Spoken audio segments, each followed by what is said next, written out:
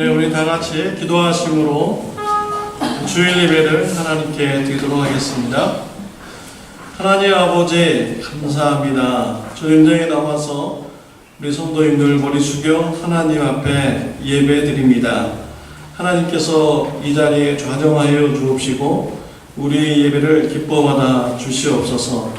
우리 성도님들 신령과 진정으로 하나님을 기쁘게 드리는 예배 드리게 하여 주옵소서. 예배 드리는 모든 자에게 하나님의 기쁨이 임하는 또 부활의 능력이 임하는 시간 되게 하여 주옵소서. 예수님의 이름으로 기도드렸습니다. 아멘. 우리 다 같이 일어나셔서 경배와 찬양을 드리겠습니다.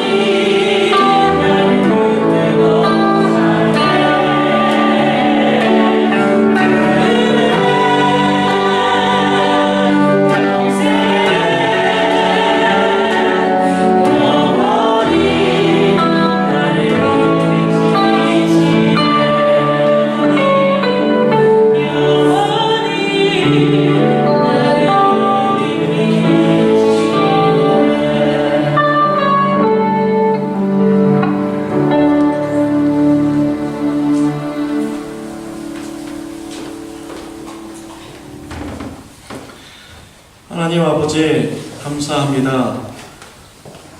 지난 한 주 동안 우리 성도님들을 믿음 가운데 지켜주시고 건강 가운데 지켜주셔서 건강 주님에게 나와서 같이 예배할 수 있게 하여 주시니 하나님 아버지 감사합니다.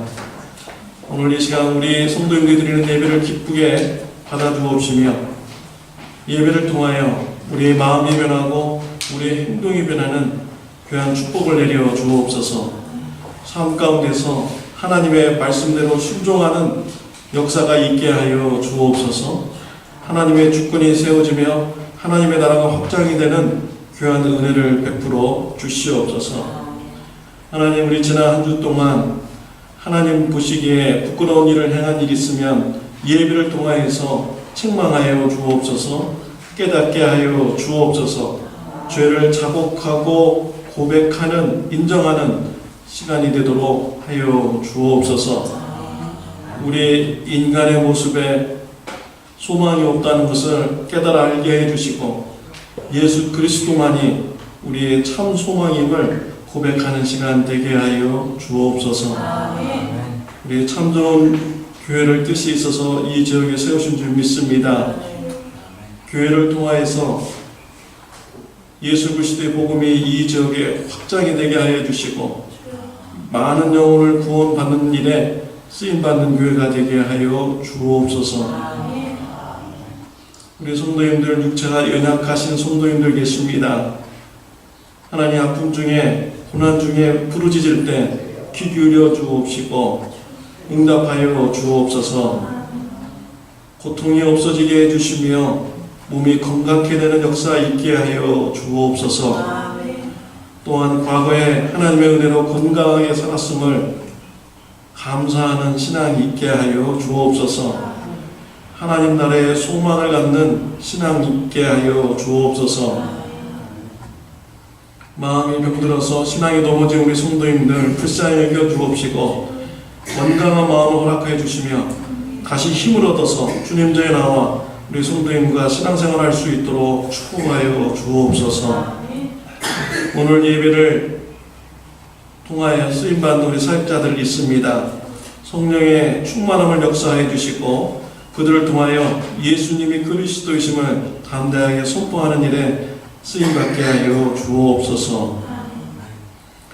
우리 먼 곳에 있는 조국을 위해서 기도드립니다. 평화 통일이 이루어지는 나라가 되게 하여 주옵소서. 복음으로 예수 그리스도를 믿는 우리 민족이 되게 하여 주옵소서. 땅끝까지 주의 복음을 전하는 선교하는 민족이 되도록 축복하여 주옵소서. 예배에 처음부터 끝까지 성령님께서 인도하여 주시고 하나님 홀로 영광 받으시옵소서. 예수님의 이름으로 기도드렸습니다. 아멘.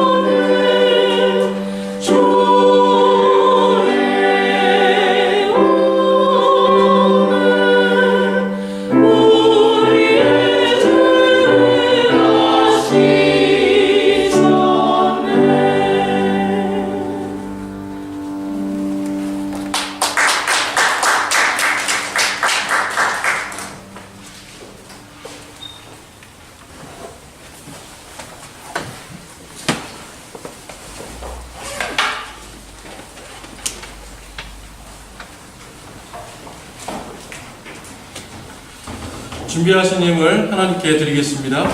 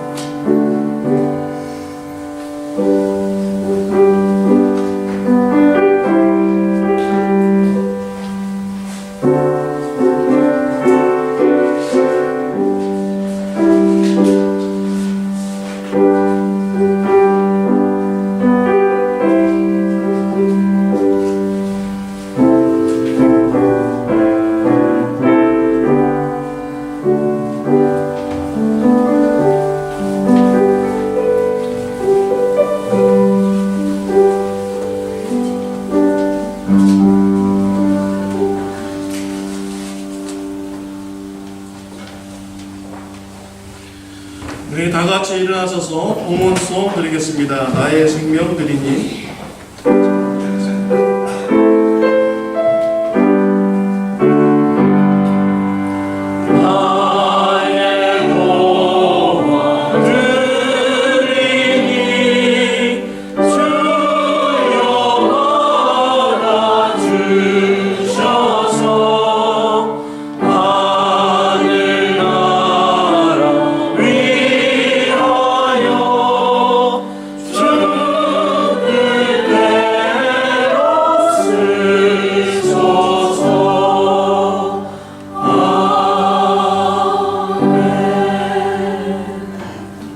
하나님 아버지 감사합니다. 우리 성도님들 하나님께 기쁜 마음으로 나와서 즐겨하는 마음으로 하나님 앞에 예물을 드리게 해주시니 감사합니다. 육체의 헌신을 드리게 해주시니 감사합니다. 마음의 헌신을 드리게 해주시니 감사합니다. 하나님께서는 즐겨내는 자를 사랑하신다고 성경에서 말씀하셨습니다. 우리 성도님들 기뻐하는 마음으로 주님 앞에 헌신하오니 우리 예물을 연락하여 주옵소서. 믿음으로 11조의 예물을 드렸습니다. 일용할 양식을 공급하여 주옵소서. 세상에서 가난하여서 이웃 것을 욕심내지 않게 하여 주옵시며 또한 부하여서 교만치 않게 하여 주옵소서. 세상 명예와 재물보다 하나님을 더욱더 사랑하는 귀한 신앙인으로 주님 성장시켜 주시옵소서. 때를 따라서 공급하여 주옵시고 부족함이 없는 삶으로 축복하여 주옵소서. 감사의 예물을 드렸습니다. 하나님 무슨 일을 당하든 간에 하나님께서 마음을 지켜 주옵시고 입술을 지켜 주시옵소서. 행동을 지켜 주옵소서. 감사하는 삶이 되도록 축복하여 주옵소서. 주일헌금을 주님 앞에 드렸습니다. 우리 예수님께서 이루신 평화의 축복이 임하게 하여 주옵시며 만나는 사람들에게 평화를 끼치는 평화의 사자가 되게 하여 주옵소서. 가정이 평안케 하여 주시고 산터에서 평안케 하여 주옵소서. 또 우리 참 좋은 교회도 평안하도록 역사하여 주옵소서. 선교헌금을 주님 앞에 드렸습니다. 땅끝까지 주의 복음을 전하는 예수님의 사명 감당하고자 보내는 선교사로서 드렸습니다. 선교 후원을 계속 할 수 있도록 하나님 물질의 축복, 믿음의 축복 내려 주시옵소서. 건축헌금을 주님 앞에 드렸습니다. 다윗의 가정을 붙잡아 주신 것 같이 믿음의 가정으로 세워 주시옵소서. 예수님의 이름으로 기도드렸습니다. 아멘. 자리에 앉아주시기 바랍니다. 교회 소식을 전해드리겠습니다. 주보를 참고해 주시기를 바랍니다. 참 좋은 교회 오신 모든 분을 환영합니다. 4월 생명의 삶이 나왔습니다. 3월 22일 목요일회가 오후 8시에 비전체플에서 있습니다. 봄학기 제작을 위한 신청을 받습니다. 3월 24일 봄소풍이 있습니다. 오전 9시에 교회에 모여서 출발합니다. 샌디에고 하버 크루즈를 가려고 합니다. 주위 분들 초청해 주시고요. 오늘 점심시간까지 신청해 주시기를 바랍니다. 3월 25일은 종려주일로 드려집니다. 3월 27일부터 31일은 고난주간 새벽기도회를 합니다. 4월 1일은 부활주일로 드려집니다. 우리 전 목사님께서 말씀을 전해주십니다. 주일 만찬도 있겠습니다. 4월 7일 멕시코 단기 선교가 있습니다. 참여하기 원하시는 분은 신청해 주시기 바랍니다. 4월 21일 토요일 오후 12시에 전체 목장 있습니다. 천지사님 이날 맞나요? 네, 맞아요. 예. 4월 21일 날 이렇게 모이도록 하겠습니다. 4월 중에 재직회가 있겠습니다. 선교기금 마련을 위해서 리사이클 제품을 받습니다. 치유기도 명단이 있습니다. 기도해 주시길 바랍니다. 홍문혜 시사님은 4월 8일까지 한국에 계신다고 이렇게 말씀하셨습니다. 오늘 식사기도는 공옥희 지사님께서 해주시겠습니다. 오늘 같이 은혜 받을 말씀은 요한복음 11장 41절부터 53절 말씀입니다. 같이 교도하도록 하겠습니다. 요한복음 11장 41절부터 53절 말씀입니다.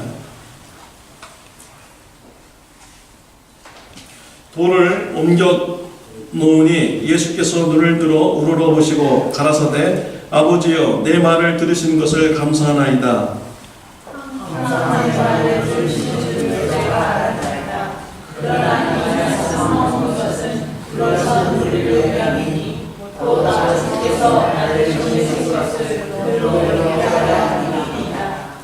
이 말씀을 하시고 큰 소리로 나사로야 나오라 부르시니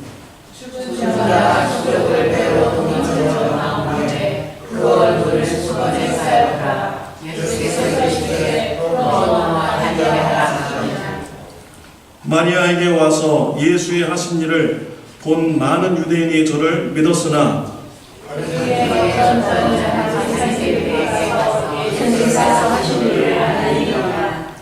이에 대제사장들과 바리새인들이 공의를 모으고 가로되 이 사람이 많은 표적을 행하니 우리가 어떻게 하겠느냐. 만일 그를 배우면 모든 사람이 그를 믿을 것이요 그리고 로마인들이 와서 이 땅과 민족을 빼앗아가야 하니 그 중에 한 사람 그의 대제사장인 가야바가 저에게 말하되 너희가 아무것도 알지 못하는도다. 한 사람이 너희를 위하여 알아서 온 민족이 망하지 않게 되는 것이 너희에게 이 전부를 가져가지 않으면 사하였으니 이 말은 스스로 함이 아니요 그의 대제사장이므로 예수께서 그 민족을 위하시고 또 민족을 위하여 뿐 아니라 흩어진 하나님의 자녀를 모아 하나님의 하나님과여 주신 것을 위하여 우리 다 같이 하겠습니다. 이날부터는 저희가 예수를 죽이려고 노예하니라. 제가 지난 2주 동안 한국에 다녀왔습니다. 기도해 주셔서 무사히 잘 다녀왔습니다. 제가 한국에 있을 때 여러 친구들을 만나게 되었습니다. 그 중에 한 친구가 저를 특별한 장소에 데려가 주었습니다. 광주에서 만나자겠는데요. 광주에 가보니까 광주 민주묘소라는 묘지라는 곳에 저를 이렇게 데려다 주었습니다. 사진이 나오죠. 5.18 민주묘지에 이렇게 들어가니까요. 큰 조형물이 이렇게 있고 그 뒤에 희생자들의 그런 묘가 이렇게 많이 있었습니다. 제가 한국에 있을 때 다녀보지 못했는데 이번 친구가 데려다 줘서 한번 가보게 되었습니다. 이 묘지를 이렇게 가서 걸어서 보니까 기독교인들이 상당히 많이 있더라고요. 그 묘비에 십자가도 이렇게 그려져 있고요. 또 어떤 분은 장로님이라고 이렇게 기록이 되어 있습니다. 그리고 또 어떤 분은 또 신학생이라고 이렇게 또 소개를 해서 또 이렇게 알게 되었습니다. 그 묘비 사이를 이렇게 쭉 보면서 와, 정말 많은 사람들이 그 당시에 희생을 당했구나 라는 것을 피부로 느끼게 되었습니다. 근데 여기에 이렇게 묘비에 있는 사람들은 그나마 병원에서 합법적으로 서류적으로 다 이렇게 증거가 된 사람들만 이게 있는 것입니다. 뭐 그런 서류적으로 증명이 안 되는 사람들은 여기에 묻히지 못했습니다. 그래서 더 사람들이 있을 것이다. 좀 이렇게 좀 생각을 하고 있지요. 정말 많은 사람들이 희생을 당했습니다. 그러면서 이것을 보면서 가해자가 어떤 마음을 가졌을까라는 이런 생각도 해 보았습니다. 이 조형물에 보면요, 이게 두 손 모양이잖아요. 그리고 그 가운데에 계란 같은 것이 이렇게 있습니다. 이 계란이 무엇을 상징합니까? 부활을 상징하는 것이죠. 상당히 기독교적인 의미가 담겨져 있는 조형물입니다. 그러니까 뜻은 무엇입니까? 나중에 부활의 날에 다 같이 부활해가지고 그때 다시 만나자. 그런 의미인 것이지요. 부활의 날에 다 부활해서 다 살아나가지고 만나서 우리 그때 민주화 운동하지 않았냐. 이제 그런 소망을 그들이 이렇게 가지고 있었던 것입니다. 이 부활의 날, 여기 묘지에 붙인 사람들은 참 좋겠죠. 다시 살아나서 그날을 기억하며 얘기하니까. 근데 가해자는 어떻겠습니까? 부활의 날 기뻐하지 않을 것입니다. 두려울 거예요. 자기가 죽였던 사람들이 다 살아나니까. 또 그날에는 자신의 죄가 다 드러나는 그런 날이기도 합니다. 또한 심판을 받는 날이기도 한 것이지요. 여러분들은 어떻습니까? 부활의 날을 여러분 기다리십니까? 부활의 날을 기다리는 사람은요, 소망이 있죠. 영생에 참여할 그런 소망, 하나님의 나라에서 영원한 상급을 받을 그런 소망이 있습니다. 그러나 이 땅에서 죄를 많이 짓고 세상에 소망을 가지고 살았던 사람들은 부활의 날이 두려울 것입니다. 왜냐하면 그날은 죄가 드러나고 심판을 받는 이런 날이기 때문인 것이지요. 오늘 본문 말씀에 보면은 부활을 기다리는 자와 부활을 기다리지 않는 자가 이렇게 나오고 있습니다. 첫 번째로 부활을 기다리는 자입니다. 부활을 기다리는 자는 마르다와 마리아입니다. 마르다와 마리아는 나사로라는 이런 브라더가 있었습니다. 브라더가 죽을 병에 걸렸습니다. 사람들을 예수님께 보냈습니다. 빨리 오셔서 고쳐주세요. 도움을 요청했습니다. 그러나 예수님은 이 소식을 듣고 바로 나사로에게 가지 않으셨습니다.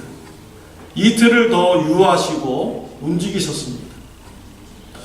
7절에 보면 예수님께서 제자들에게 베다니로 가자. 그리고 14절에 보면 예수께서 밝히 이르시되 나사로가 죽었느니라 라고 했습니다. 예수님께서 이틀 동안 기다리셨던 것은 나사로가 죽기를 기다렸던 것이죠. 나사로가 죽었던 후에 예수님은 제자들과 같이 베다니로 가자라고 하신 것입니다. 베다니에 도착했더니 나사로가 이미 죽어서 장사되었습니다. 죽은 지 사흘이나 지나게 된 것이지요. 예수님이 오셨다는 이런 소식을 듣고 마르다가 예수님 앞에 달려나왔습니다. 지금이라도 예수님께서 하나님께 간구하면 하나님께서 들어주실 줄 믿습니다 라고 이렇게 말했어요.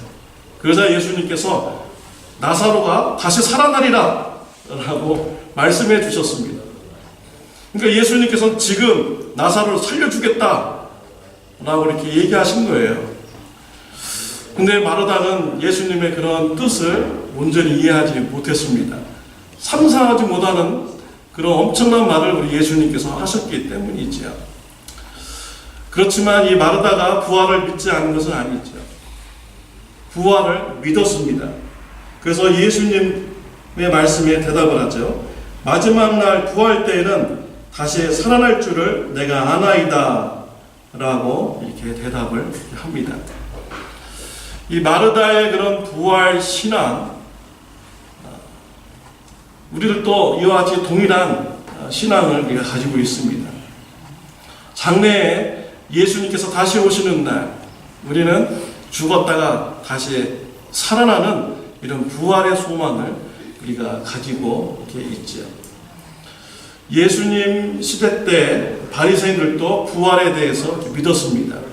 또 예수님도 제자들에게 부활에 대해서 가르쳐 주셨습니다.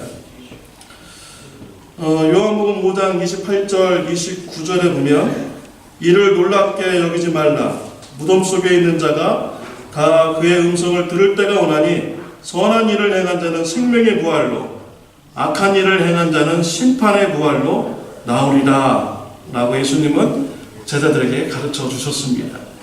이 부활의 때 선한 일을 행한 자는 생명의 부활로, 그리고 악한 일을 행한 자는 심판의 부활로 나타나게 된다라고 가르쳐 주신 것이죠. 또 요한복음 6장 40절에 보면 내 아버지의 뜻은 아들을 보고 믿는 자마다 영생을 얻는 이것이니 마지막 날에 내가 이를 다시 살리리라 라고 하셨습니다.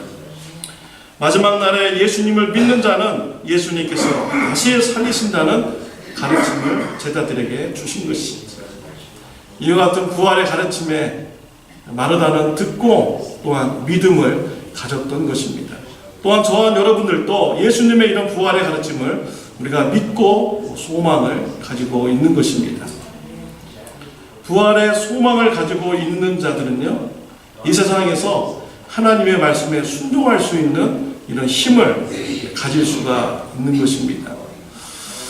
왜냐하면 죽음도 우리를 막을 수가 없는 것이지요. 우리가 죽더라도 예수님께서 다시 우리를 살려주시고 하나님의 나라로 이끌기 때문에 죽음도 우리를 막을 수가 없는 것입니다. 독립운동가 이상재 선생님이라는 분이 있었습니다. 이분은 크리스찬으로서 교회 장로님이셨습니다. 독립운동하다가 감옥에 갇히셨습니다. 그때 일본 기자가 와서 이런 질문을 했어요. 인도의 간디는 본인 스스로 100세까지 산다고 이렇게 얘기한다. 그리고 다른 사람들도 간디가 오래 살 것이라고 얘기한다. 그런데 당신은 몇 년이나 사실 생각입니까? 라고 이렇게 질문을 했습니다. 감옥에 갇힌 사람, 독립운동가다가 감옥에 갇혔던 이상재 선생님에게 몇 년이나 더 살 것 같으냐? 라고 물어보는 거예요. 거의 뭐 협박 수준이고요. 조롱 수준의 그런 질문을 한 것이죠. 그때 이상재 선생님이 대답을 합니다. 사람이 한 번 났으면 영원히 사는 거지 죽기는 왜 죽어? 라고 대답을 했다고 합니다. 일본 사람은 자신을 죽여도 나는 영원한 하나님의 나라에 간다는 그런 의미로 대답을 하신 것이지요. 이상재 선생님은 부활에 대해서 믿음을 가졌습니다. 그래서 감옥에서조차도 그런 당당하게 옳은 길을 걸어갈 수 있는 이런 신앙인이었던 것이지요. 고문도 핍박도 두려워하지 않고 옳은 길이라면 그 길을 걸어가는 이런 신앙을 가질 수가 있었던 것입니다. 이와 같이 부활의 신앙은 이 땅에서 살면서 하나님의 말씀에 순종하는 힘을 주는 그런 원동력이 되는 것이지. 부활은 죽음의 두려움을 이기는 힘이 있는 것입니다. 사랑하는 성도 여러분, 마르다와 같이 부활의 확신을 가지며 믿음의 삶을 살아가시는 저와 여러분들이 되시기를 바랍니다. 두 번째로 부활을 기다리지 않은 사람입니다.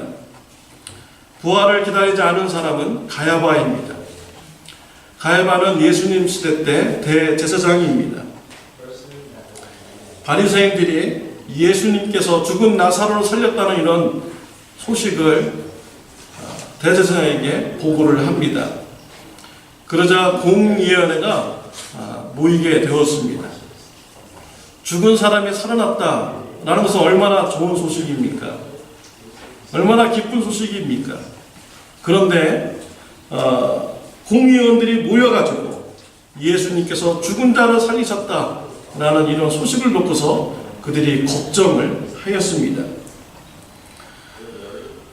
왜냐하면 예수님을 이렇게 가만히 놔두면 더 많은 사람들이 예수님을 메시아로 생각하고 따를 것이라고 생각했기 때문이지요. 그래서 가야바는 예수님을 죽이고자 했습니다. 왜 예수님을 죽이고자 했습니까? 자신의 지위에 연연했기 때문이죠. 사실 이 대제사장 가야바는 자격이 없는 사람입니다. 이스라엘은 로마의 식민지로 있었어요. 이 가야바는 로마 정부에게 가서 돈을 주고 대제사장직을 사온 사람입니다. 그러니까 예수님께서 메시아로 이 땅에 오시면은 자신의 이런 죄가 다 드러나게 되는 것입니다. 그리고 자신의 지위는 다 내려놓아야 되는 것이죠. 명예도 내려놓아야 되는 것입니다. 자신의 그런 지위를 연연하기 때문에 자신의 지위의 그런 삶을 누리기 위해서 예수님을 죽이고자 하였던 것이죠. 부활의 소망을 두지 않고 세상의 소망을 두는 자의 그런 삶의 모습인 것이죠. 세상의 소망을 두는 자들은요, 이 땅에서 내가 얼마나 많이 가지나, 이 땅에서 내가 얼마나 많이 누리나, 여기에 소망이 있는 거예요. 부활이 있다고 하면 그들이 얼마나 무섭겠습니까? 이 땅에서 많이 누리다가 그냥 죽었으면 좋고 그냥 그걸 끝났으면 좋겠는데, 부활의 날이 오면요, 그런 사람들은 정말 큰일 나는 것입니다. 부활의 날에 그들은 죄가 다 드러나게 되고 심판을 받기 때문인 것이죠. 또 가야바는 로마 정부를 예수님보다 더 무서워했습니다. 50절에 보면 한 사람이 백성을 위하여 죽어서 온 민족이 망하지 않게 되는 것이 너에게 유익한 줄을 생각하지 아니하는도다 하였으니 라고 했습니다. 이스라엘 백성들은 메시아를 정치적인 메시아로 오해를 했어요.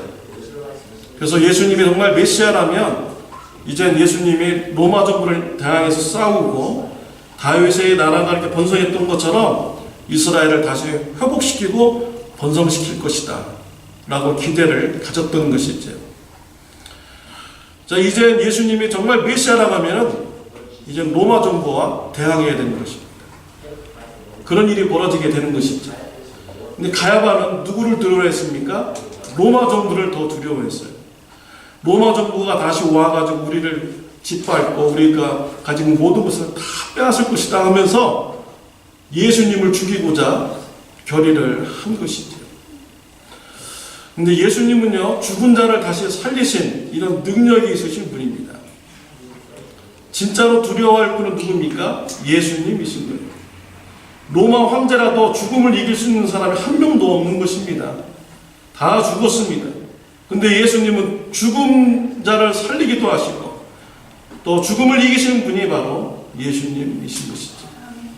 진정으로 두려워할 사람은 바로 예수님인 것입니다.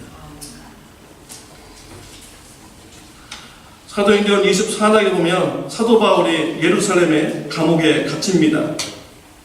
벨리스 총독이 바울을 불러서 예수님에 대한 복음의 소식을 듣게 됩니다. 의와 절제와 심판에 대해서 듣게 되었습니다. 그때 벨리스 총독이 두려움을 가지게 됩니다. 바울로 하여금 그만 전하고 돌아가라고, 내가 다시 부르겠다라고 얘기를 하죠. 부활 후에 받을 이런 심판을 생각하니까 벨리스 총독이 두려웠던 것입니다. 우리가 진정으로 두려워할 분은 죽음의 권세를 이기신 예수님을 두려워해야 하는 것입니다. 제가 한국에 방문했을 때 저의 친척분의 간증을 듣게 되었습니다. 친척분의 여자분인데 그 여자분이 시집을 갔어요. 가서 보니까 미신을 믿는 이런 가정이었습니다. 바닷가에 살아가지고 이상한 미신을 믿는 거예요. 이 시집가서 교회를 간다고 하니까 시어머니가 못 가게 핍박을 합니다.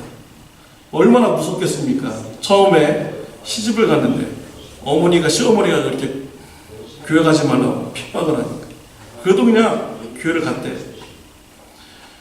그랬더니 이제 시댁 식구들이 또 핍박을 하기 시작합니다. 주일날 동생들이 부부가 와가지고 왔는데 이 며느리가 교회 가버린 거예요. 그러니까 막 화가 다 난 거예요. 주중에 우리가 다 일하고 일요일날 쉬는 날 가족들하고 같이 좀 보내려고 이렇게 찾아왔는데 우리를 그냥 놔두고 교회에 가버린 거예요. 어떻게 그럴 수가 있느냐. 이제 막 시댁 식구들까지도 핍박하기 시작했습니다. 근데 두려워하지 않았다는 무조건 교회를 갔대. 몇십 년 다니니까 자녀도 낳고 자녀가 또 예수님도 믿고 또 자녀가 아버지도 교회 다니라고 전도도 하고 이제 부부가 교회를 다니는 이런 가정이 되었다고 합니다. 시댁 식구들이 전화 와서 또 일요일날 놀러 온다고 하면은 나 일요일날 교회 가는데 어떡하지? 예배 끝나는 시간이 이때니까 이때 와서 오든지 아니면 좀 더 일찍 와서 집에서 기다리고 있으면 내가 교회 갔다 와서 맛있는 거 해줄게. 이렇게 하면서 지금 이렇게 살고 있다고 이렇게 얘기를 하는 이런 간증을 들었습니다. 진정으로 두려워할 분이 누구입니까? 시어머니, 시댁 식구. 그런 분보다 더 두려워해야 될 분은 죽음의 권세를 이기시는 우리 하나님을 더 두려워해야 되는 거예요. 죽음의 권세를 이기시는 우리 예수님을 우리가 두려워해야 되는 것입니다. 가야바는 진정으로 두려워할 분을 몰랐던 것이지 예수님보다 세상의 권력, 힘을 더 두려워하였던 것입니다. 사랑하는 성도 여러분, 죄의 심판을 두려워하며 부활의 날을 두려워하는 사람들에게 예수님의 복음을 전하시기를 바랍니다. 또 세 번째로 부활의 삶이 있는 분이 있습니다. 부활의 삶이 있으신 분은 우리 예수님이십니다. 예수님께서는 죽은 나사로를 보고 잠을 잔다 라고 이렇게 말씀을 하셨습니다. 잠을 자는 것하고 죽은 것하고는 분명히 다른 것입니다. 잠을 자는 것은 잠시 누워있다가 다시 일어나서 사람들과 관계를 가질 수 있는 것이 바로 잠을 자는 것이죠. 죽는다는 것은 다시 관계를 가질 수 없는 상태를 말하는 것입니다. 디스커넥트 되는 관계가 바로 죽음인 것이죠. 근데 예수님은 나사로를 보고 잠을 잔다 라고 이렇게 말씀을 하셨습니다. 예수님은 부활을 믿었고요. 또 앞으로 부활하실 것을 예수님은 확신하셨습니다. 그렇기 때문에 예수님은 나사로를 향해서 잠을 잔다라고 담대하게 말씀을 하셨던 것이지. 부활을 믿는 자는요, 죽은 자들을 향해서 잠을 잔다라고 말할 수가 있는 것입니다.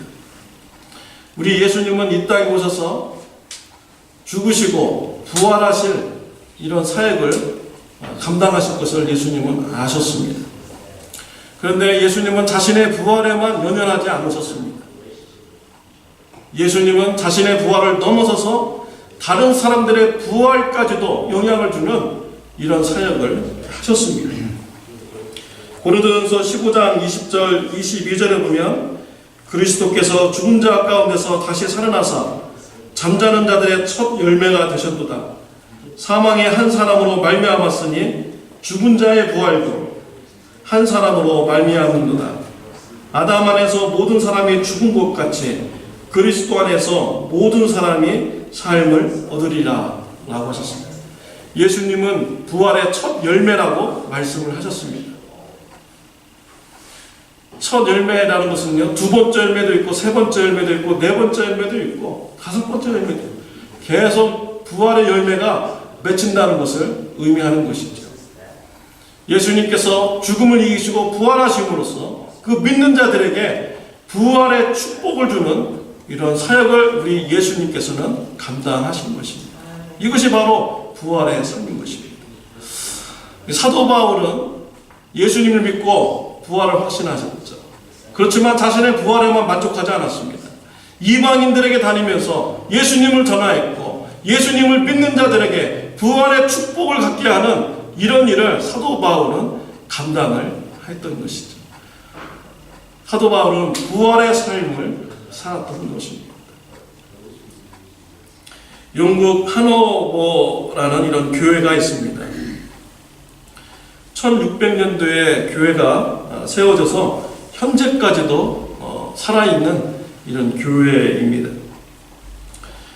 이런 교회에 1847년 토마스 목사님이라는 분이 부임을 하셨습니다.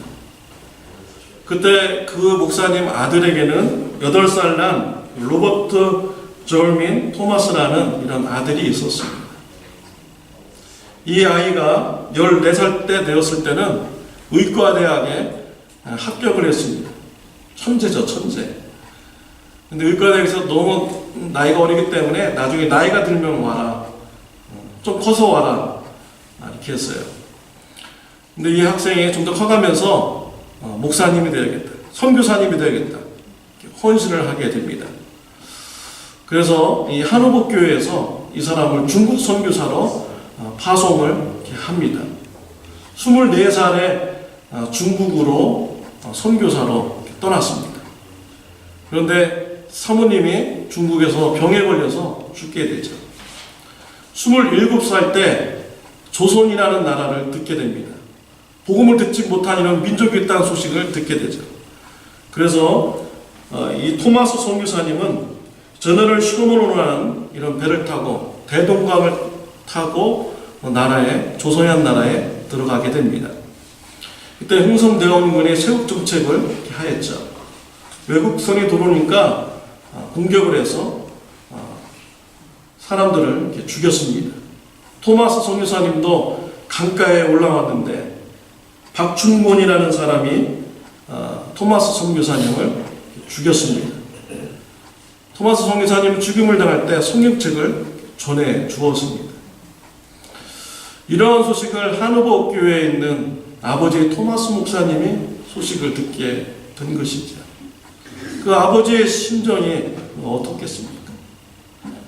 근데 이 토마스 목사님은 그 한호복 교회 성도님들과 같이 조선의 선교를 위해서 기도하였어요.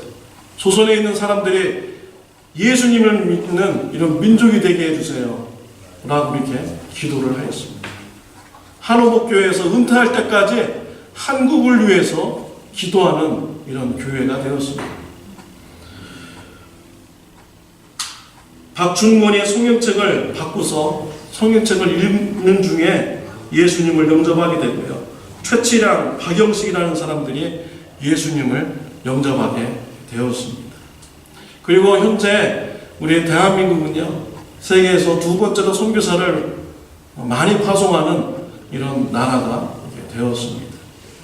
이 한호복 교회 목사님과 그 성도님들의 이런 중보 기도가 있었기 때문에 우리가 부활의 소식을 듣게 되고 우리가 부활의 축복을 누리는 이런 민족이 된 것이지.